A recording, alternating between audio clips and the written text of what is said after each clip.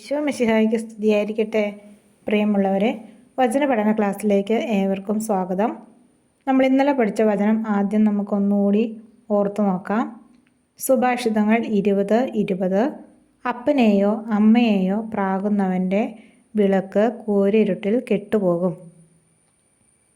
നമുക്ക് ഇന്നത്തെ വചനം നോക്കാം. 2 മക്കബായർ 8:18. നമുക്കെതിരെ വരുന്ന ശത്രുക്കളെയും ലോകം മുഴുവനെ തന്നെയും അങ്കുലി ചലനം കൊണ്ട് തറ പറ്റിക്കാൻ കഴിയുന്ന സർവശക്തനായ ദൈവത്തിലാണ് നമ്മുടെ പ്രത്യാശ. നമുക്ക് 3 പ്രാവശ്യം ഏറ്റു പറഞ്ഞ് പഠിക്കാം. 2 മക്കബായർ 8:18. നമുക്കെതിരെ വരുന്ന ശത്രുക്കളെയും ലോകം മുഴുവനെ തന്നെയും അങ്കുലി ചലനം കൊണ്ട് തറ പറ്റിക്കാൻ കഴിയുന്ന സർവശക്തനായ ദൈവത്തിലാണ് നമ്മുടെ പ്രത്യാശ.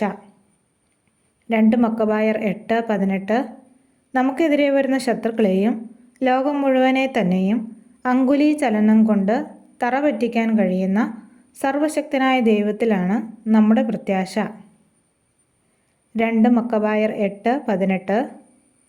നമുക്കെതിരെ വരുന്ന ശത്രുക്കളെയും ലോകം മുഴുവനെ തന്നെയും അങ്കുലി ചലനം കൊണ്ട് തറ പറ്റിക്കാൻ കഴിയുന്ന സർവശക്തനായ ദൈവത്തിലാണ് നമ്മുടെ പ്രത്യാശ.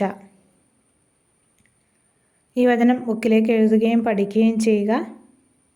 മറ്റൊരു വചനവുമായിട്ട് നാളെ കാണാം. ദൈവം എല്ലാവരെയും അനുഗ്രഹിക്കട്ടെ.